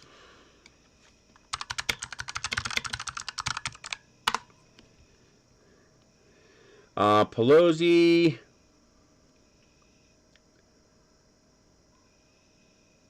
Speaker since 2019, Congress from 2007 2011, and served as a U.S. representative from California since 1987. So let's even assume that she got full salary from 1987 to now. Okay? So that's 21, 22, 23, that's 24 years. Okay? Her max salary is $193,000 times 24. That's $4.6 million.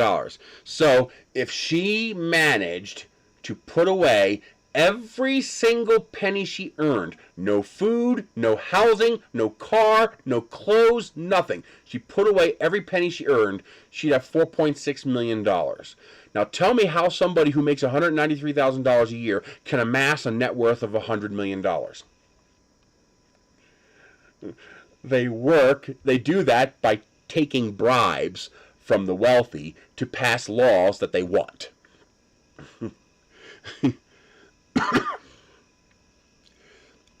You paid $80,000 in tax on what income? on what total income did you pay that $80,000 in tax? Because Elon Musk is about to pay the most tax any individual has ever paid in the history of the country. But it's irrelevant if you don't know what the percentage is. And Biden has been doing just as bad. 47 years in Congress, accomplishing absolutely nothing. Trump is a sociopathic sleazeball. He transferred $6 trillion from the poor to the wealthy single-handedly in 4 years. People say, well, Obama transferred $8 trillion to the national debt. Yeah, but he did it over 8 years. Trump did 6 in 4. So if you propagate out, so you're paying 42%. So you're paying about what I paid. Because I pay like 41% in tax. Although it should be a little less this year. But my average is between 38 and 44% is what I pay in taxes. Who pays more in taxes? Not dollar amount, percentage of income. Now adjust that for cost of living. So subtract a base cost of living from both of us. And now calculate your taxes as a percentage of your income. It's insane.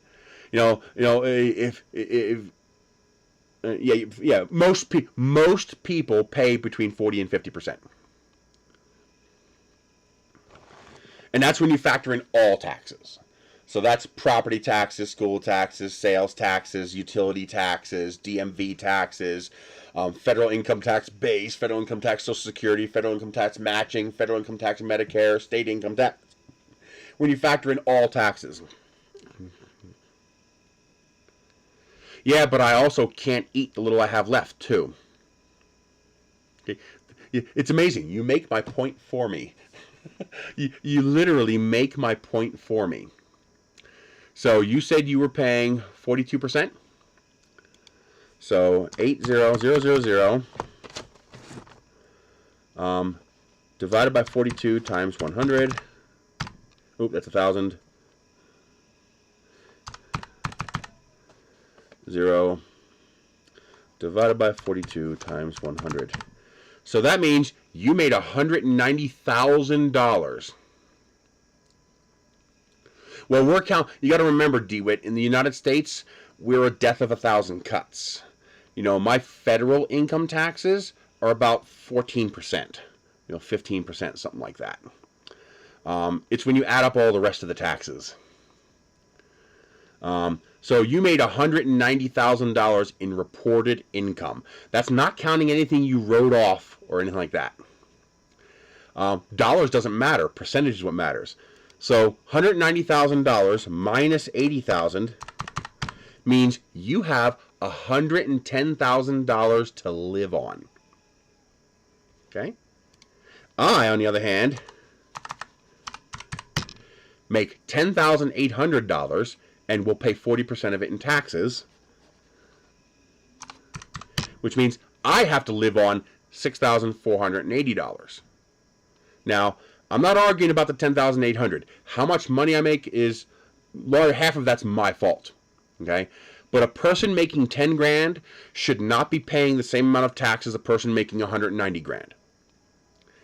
In no situation does that make any sense, except the United States. Only in the United States does that make any sense.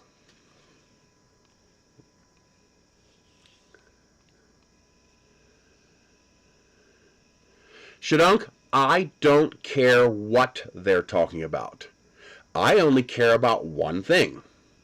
I make this much money. I have this much money left at the end of the year. That is all that matters. Anything else you want to discuss is completely irrelevant. It's meaningless. Because no matter how you twist it, no matter how you distort it,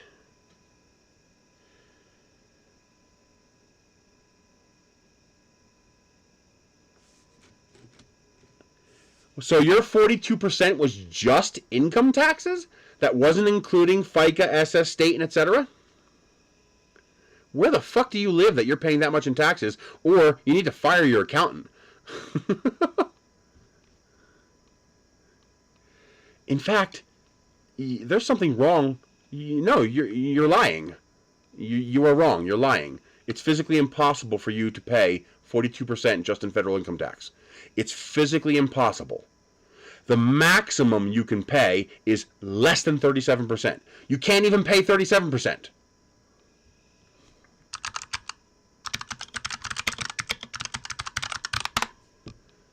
It's not even possible for you to pay 37%.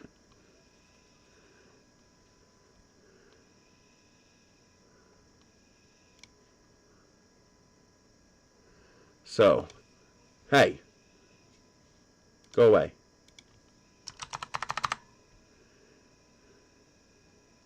Your effective tax rate is 19.9%. You'll pay $37,799 in taxes. So, you're lying or you're grossly mistaken and confused. You can't pay 42% in federal income tax. It's not possible.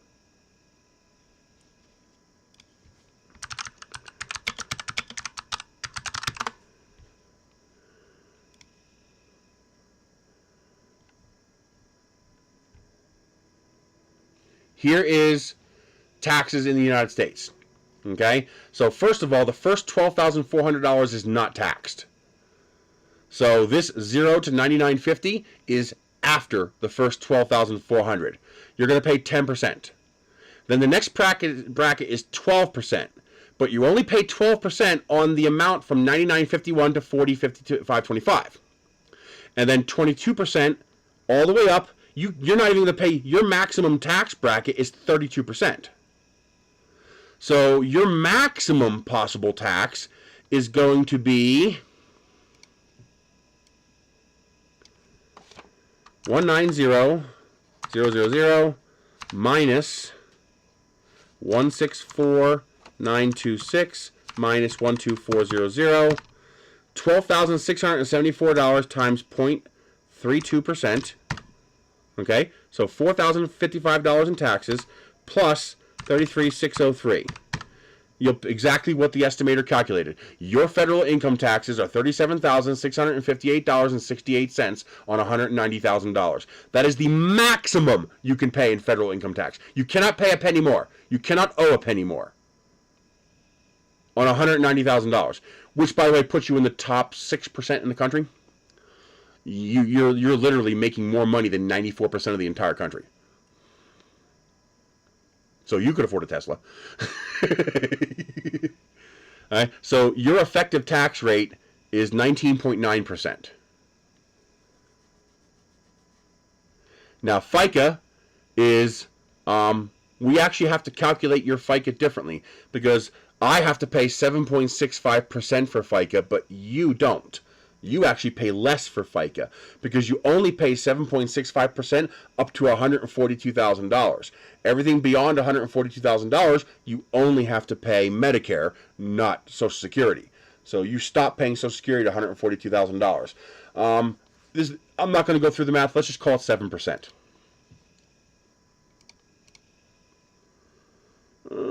Calculator. So what was that again? 19.9? Yeah, 19.9 plus 7%. Your total federal income taxes is 26.9%, give or take 0.1%. Then you're going to have state income tax. What state do you live in? I have no idea what state you live in. In my state, you'd be paying probably right around 5%.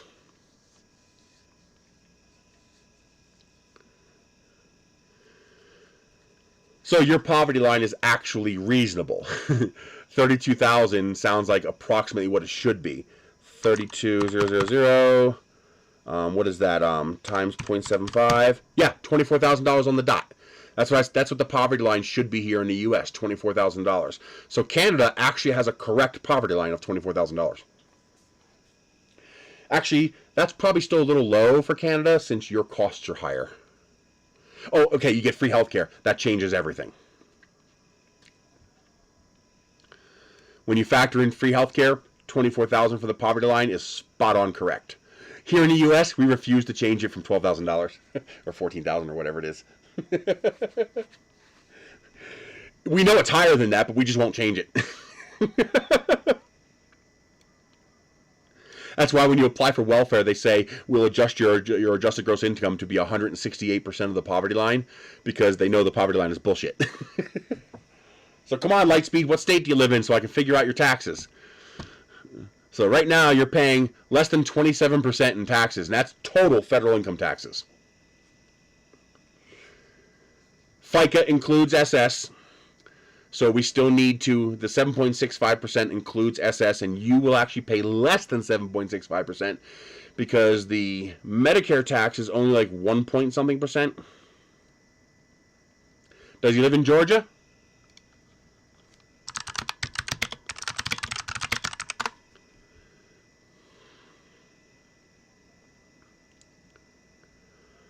Well, I would take a line over nothing.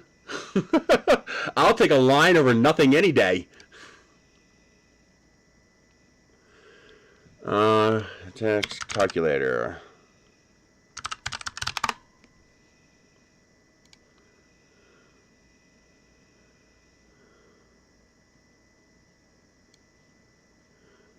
So we have to take one. There probably is no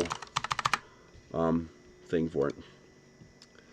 So your income taxes will be $10,333 to the state, which is an effective tax rate of 5.44%.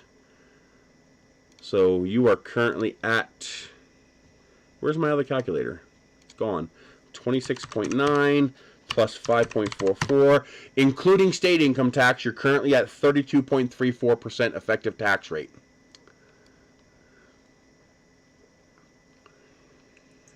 If we take an average of $2,000 a year as a base property and school tax rate, meaning if you choose to buy a more expensive home, that's on you. But let's use 2,000. Let's use 2,500 as a base rate. So 2,500 divided by 190, you're going to pay 13%. That's not right. 190,000 divided by 100 is 1,900. 2,500 divided by 1,900. You're going to pay 1.3% in property and school tax plus 1.3. And let's see. I think we figured out that the DMV and other taxes usually come out to around 0.75%. Let's call it. Let's call all of it 1%. Utility taxes as well. So your current effective total tax rate is going to be just under 35%. That's your current total effective tax rate. And that's including pretty much all taxes, including your registration for your car, your utility taxes. Oh, we got to add a little more for gas tax, plus 0.68% for gas tax. 35.32% is what your effective tax rate is on $190,000.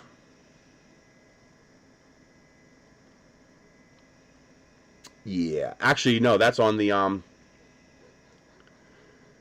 well, the federal taxes are not including 12,000 of that, so you're actually a little lower. You're just below 35%. You're not paying 42% of shit.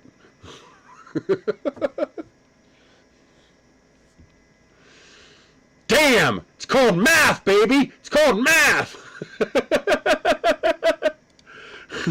Math burns! That's right from the IRS. Okay? That's right from a Georgia state tax calculator. So your effective federal taxes will be 19.92%.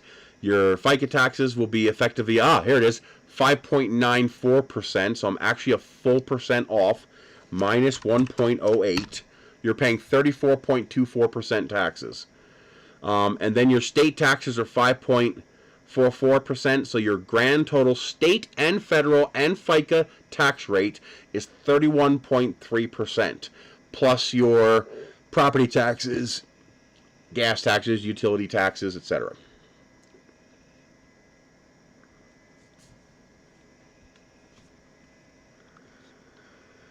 So, yeah.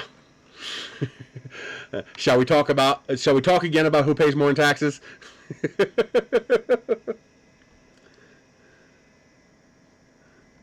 Now, my taxes are actually going to be a whole lot lower this year.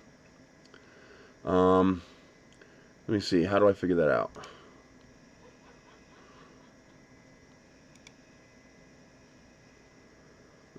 New Mexico. I'll do it. I might be way off because I was basing my numbers on last year's numbers, but they're going to be very different this year.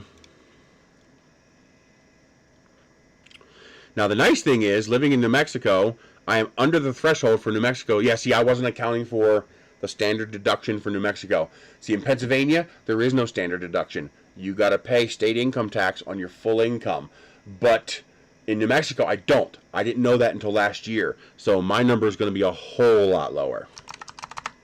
$10,800, which is going to make my effective taxes 7.65%, because I won't have to pay anything to federal income tax base. I do have to pay the 7.65% to the government, but I also have to pay matching funds tax because I don't get a standard W-2. So this is actually 15.3%.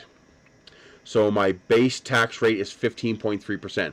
I normally would have called that 20.3%, 5% for the state, but I found out that I don't have to pay state income tax. I make less than the threshold. At least this year I will. So 15.3%. Now, what is my property taxes? So I believe that's 108. Yes, 108. So 563 divided by 108. My 560. What the fuck are you doing?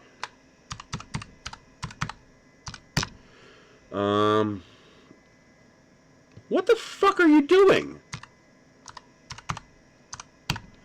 My property taxes add 5.21% to my taxes. So 20.51%. DMV taxes, it is, I'm only going to count one car, since having more than one car is my problem. So that's not something that we need to factor into the average. What was it, $47? So 47. The license is also $49, but it's good for 8 years. So that's what, $7?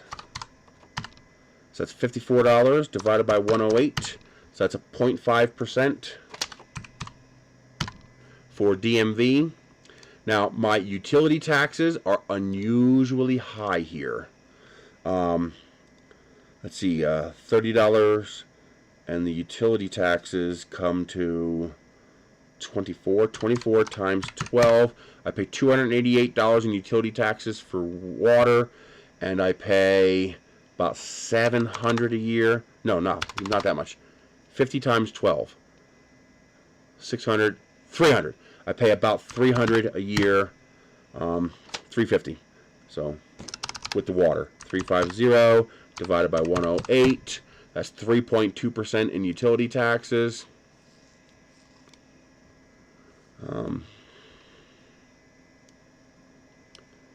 Where's the other one? There it is. Plus 3.2. I forgot to add sales taxes to both. About 25% of my income is spent on sales taxable things. So 10,0800 divided by 4 times 1.08125, I think. So that's, no, that's wrong.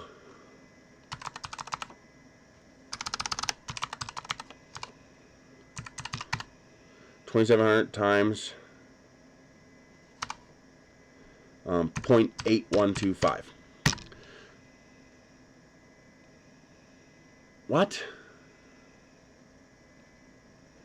That's literally impossible. Why would it come up with a number like that? Oh, I need a 0. Times 0.08125. There we go. Divided by 108. So about 2% in sales tax. And did I forget anything else? I don't have to add gas tax since I really don't buy gas. I do buy gas, but very little.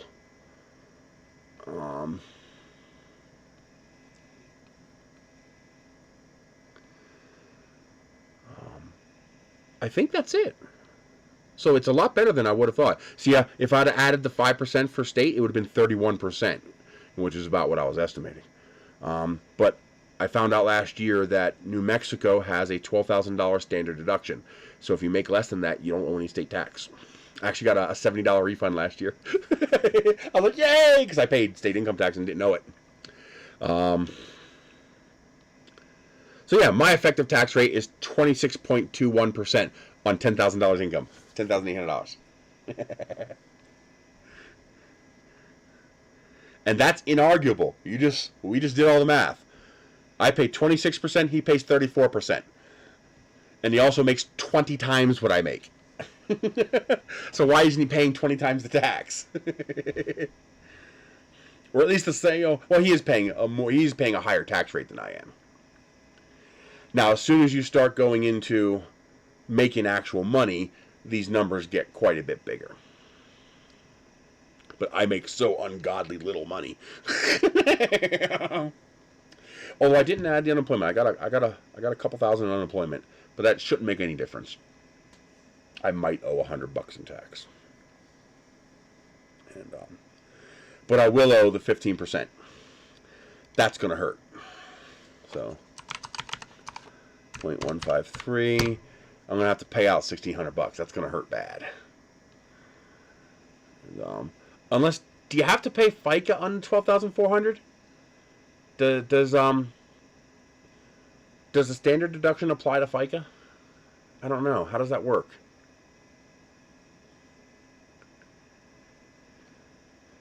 Yeah, but Medicare isn't universal.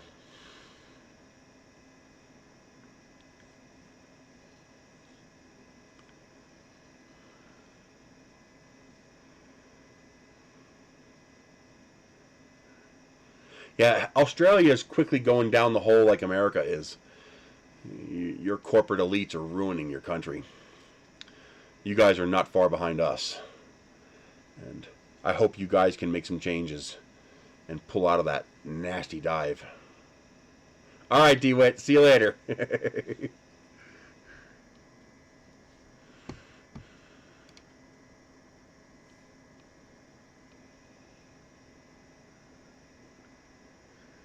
Wow.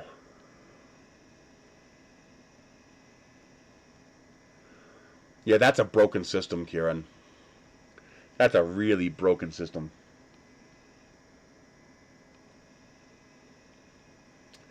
All right, I'm going to get out of here. It's 4:30. I'm hungry. I want to make some dinner. So I got to figure out what we're going to make tonight. I'm in the mood for French toast. Maybe we'll have French toast. Yeah, weird. Maybe we'll have French toast. Oh, man.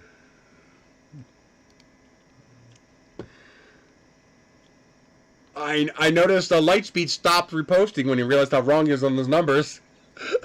I hope he didn't do that. I hope he just disconnected or something, and that's not why he stopped posting. I was, as soon as he said that was only federal, I was like, bullshit. The highest tax bracket is 37%, and that's only on everything you make above $500,000. His highest tax bracket is 32%, and that's only on everything above $164,000. 42% my ass.